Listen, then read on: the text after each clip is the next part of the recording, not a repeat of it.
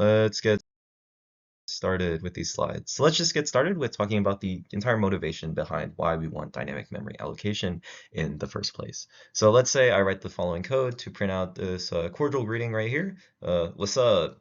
So let's say I write this program and then I want to assign the string that it creates to this character pointer right here, and then I print it out, but then I get this weird output. So why exactly does this happen? Well, if you recall, we had a very similar problem in a previous lab. This array right here is going to be a local variable that gets allocated on the stack for this function, right? So after the function returns, if you recall, we tear down the stack, and that means we get rid of this local variable, and so we no longer have that value available after we return from the function, and that's why we end up with this garbage value because it got cleared out in the teardown. So if we want to be able to have this behavior where we allocate some value from within a function and then use it outside of the function, we need some way to be able to allocate space for variables in some more persistent space, right? As opposed to being on the stack, which is a temporary location that we'll lose access to. And malloc can help with this. It'll provide us a way to allocate this more persistent area for variables that we create. All right. Another perhaps more intuitive example of why malloc might be, or malloc and dynamic memory might be useful. Let's say that Daniel wants to refactor the office hours queue in C using a linked list. And why might dynamic memory be important here? Well, if we think about it, the office hours is a very well, I guess you could just call it like a dynamic situation, right? There's constantly people coming in and leaving, and it would be very difficult to capture that behavior with some static data structure with like a set size, right? So malloc is helpful here because we can allocate and deallocate space for the nodes in our linked list as needed. And so, yeah, dynamic memory is very suitable for this application, yeah, to capture the constant flow of students entering and leaving the queue. Okay, so now that we've talked about the motivation behind using malloc, let's talk a bit more about the actual implementation of how it works. So malloc can solve all those problems we talked about by allowing us to dynamically allocate memory at runtime. And how it works is it maintains a free list, which is just a linked list of available contiguous blocks of memory in the heap, which is the answer to this last question. They're stored in the heap, the region that we have for dynamically allocated memory. So it's really just a bunch of contiguous blocks. They're stored in the heap. And when you call malloc, you'll request like a certain size, and it'll go through that linked list, searching for a block that has the appropriate size. And then once it finds one, it'll return a pointer to that block. So say return this one, and it'll give you a pointer to the start of that block. Okay. So yeah, the heap. Let's talk about actually using malloc. So like I just said, you have to pass in like a size for malloc to search for. Let's say Iris wants to allocate space for an array of 21 integers using the following code. And does this work? One important thing to know about malloc is that it takes in a raw number of bytes, right? So what this malloc call is going to do here is going to request space for 21 bytes, which clearly is not the space that we need for 21 ints. So if we want to do this correctly, what we need to do is just do 21 times size of int. Yeah. And make sure you're being very particular about like the size you're passing into malloc. Make sure it's actually what you think it is. So in this case, yeah, we want to do 21 times size of int to give us the correct number of bytes. Yep. Just a side note I put down here, the return type of malloc is just going to be a void pointer, because it's kind of just a pointer to a block, an arbitrary block that you can use to store whatever you want. So it just returns like a pointer of no like specific type. In C, it'll automatically get casted to an in pointer in this case, but in C++ it doesn't do that for you because I think there's something about how it has to be more strongly typed. I don't know. I don't program in C++, but just a side note for you guys to know. But that's not very important for this course. Okay, moving on. Another thing with using malloc, let's say Ronit's trying to use malloc for his project 5, and then he's confused that it sometimes returns 0 or null, which is weird, right? Because like 0 doesn't seem like a valid address because that should be like well within the system space, not within the heap. So when would this happen? You might imagine if it's returning null, it's the failure case, right? So malloc is trying to look for a block of the requested size, and if it can't find one, it'll return 0 or null. So yeah, when it fails to allocate a block of memory with the requested size, this will likely happen because your free list doesn't contain a large enough block, which can happen as a result of memory leaks. memory leaks, which we'll talk about on a later slide. But yeah. Okay, now let's talk a bit more about initialization with malloc. So let's say that Iris is writing this program to construct dog arrangements for the lab slides, which is a very important task for lab team, by the way, probably the most important one, I think.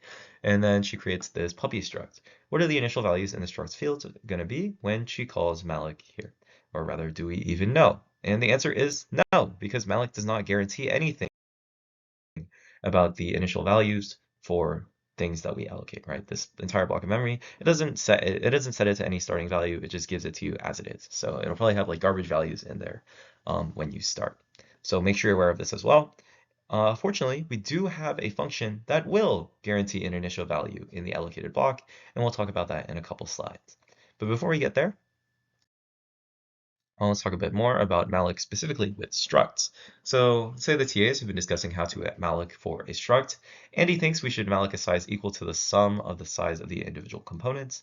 Other Andy thinks we should malloc the size of the struct itself. And other Andy thinks it doesn't matter, that they're the same thing. So just to clarify, for the past one, or for the previous example with the puppy struct, this would be like size of int plus like the size of the character array plus the size of a puppy pointer to the best friend, right?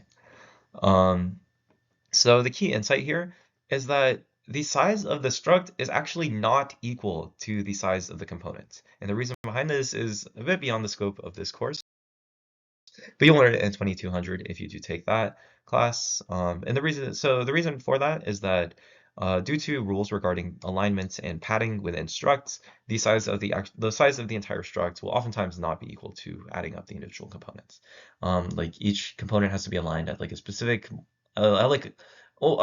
So like the rule is like each component has to be aligned with a multiple of its total size, and then also the size of the entire struct has to be a multiple of the size of the largest component of it. And those are like rules for, I think they're like compiler optimizations or something like that.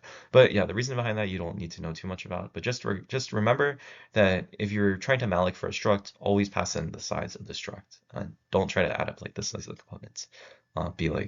Try to be clever with your code. It won't work. It's not clever. Yeah, okay. Something we talked about already. What does malloc return when a C process runs out of memory? 0 or null. And I actually mentioned this word earlier, but memory leak. A memory leak, let's talk about it right now, is essentially when, let's say you have a function where I have a pointer that I assign to a malloc block.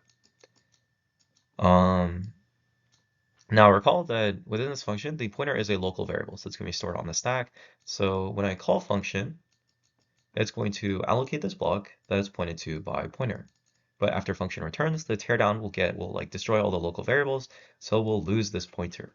Now, if we're using Java, like this block will get garbage collected, but C doesn't have any mechanism like that. So we just permanently lose access to this block of memory, and we can't use it for anything else because we don't have a pointer to it to like free it to return it to the free list. So as far as the program is aware, we're still using this block, and we've lost any way to indicate that we're not using it anymore. So yeah, this is a memory leak when memory on the heap can no longer be accessed, and then it can't be freed anymore and will persist for the entire lifetime of the process, taking space on the heap. And the reason these are on the same slide is that if you have too many memory leaks, you'll eventually reach the case where malloc is starting to return 0 because it runs out of memory to allocate.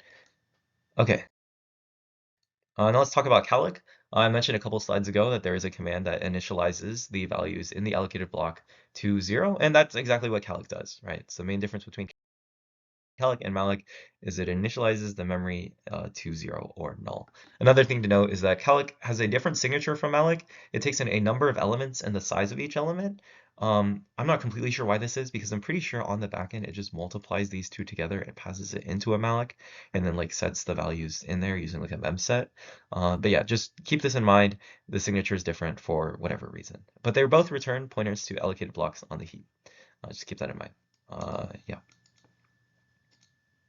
All right, so let's put that into action using calloc right here. How can we allocate memory on the heap for an array of 10 integers, initialize each int to 0? In this case, we just use calloc 10 size of int. Yep. All right. and that'll work as expected. It'll give us that space for 10 ints, and they'll all be filled with zeros. Next, similar thing, allocate memory on the heap for an array of 5 person structs, initialize each struct to null. Recall that null is just equivalent to 0 in C, so we can do calloc 5 size of person. And that's it.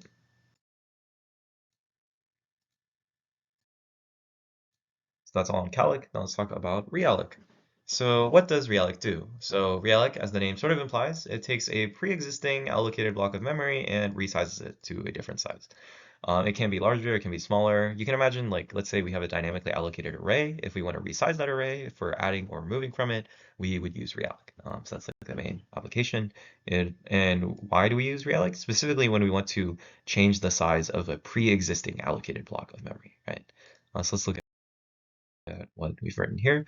How realloc works is it'll take in a pointer to that old block and then the size that you want to reallocate it to, and then it'll return a pointer to the new block of that specified size if it finds one. Otherwise, it'll just return null, right? Just like malloc. And then once it does that, it'll also deallocate the old block of memory at the given pointer. But there is like a bit of a note about this.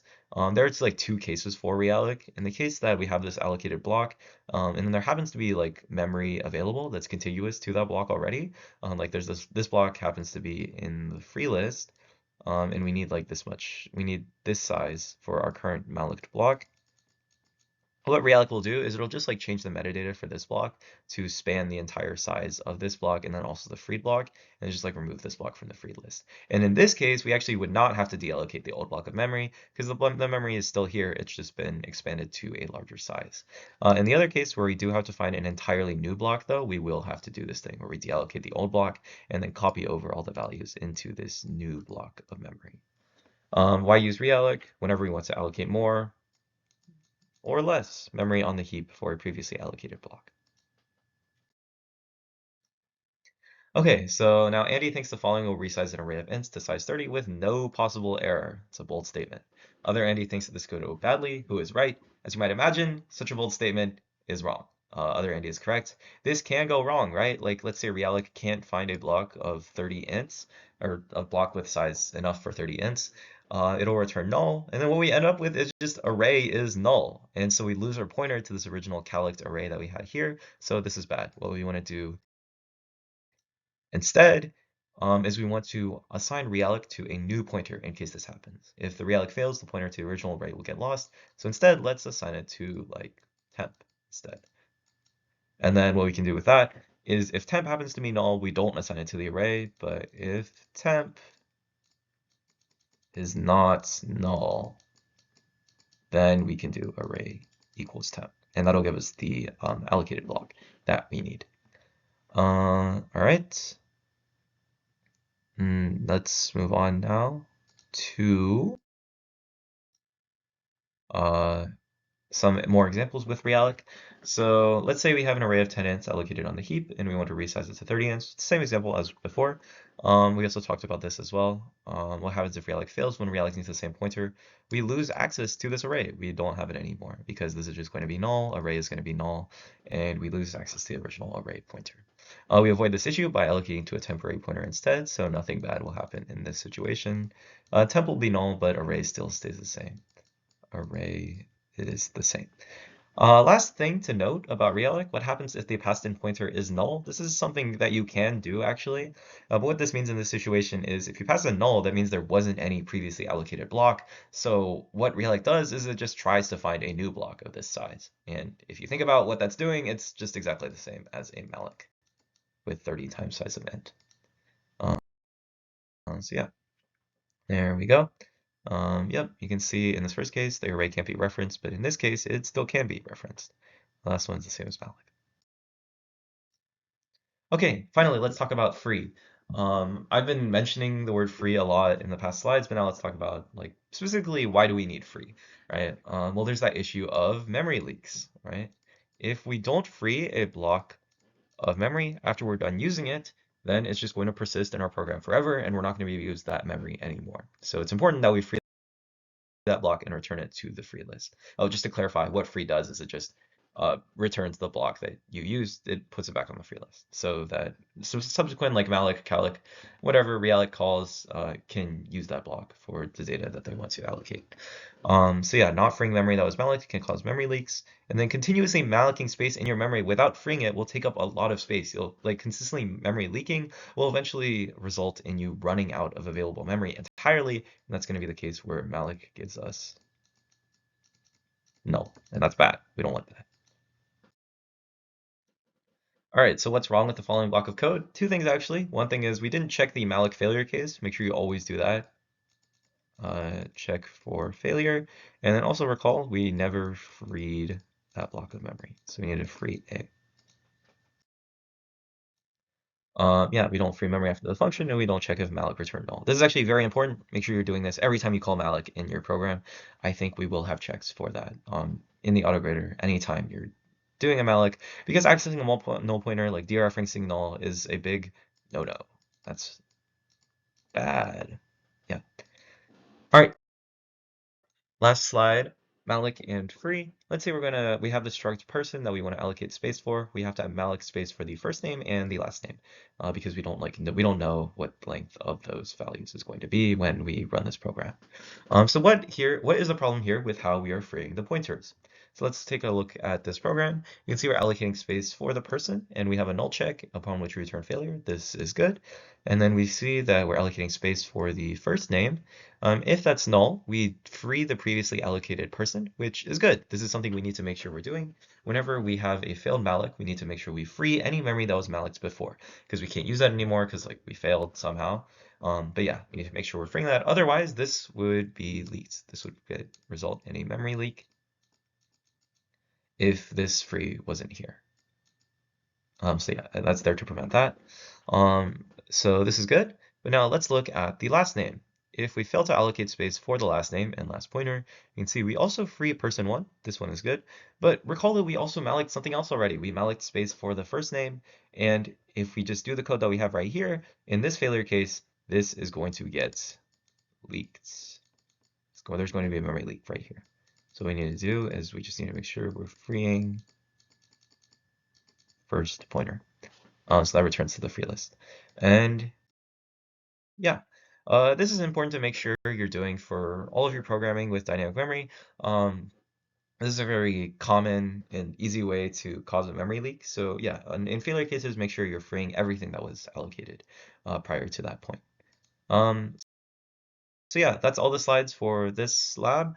Hopefully they were helpful to the person who requested these on Piazza. Hopefully they lived up to your expectations.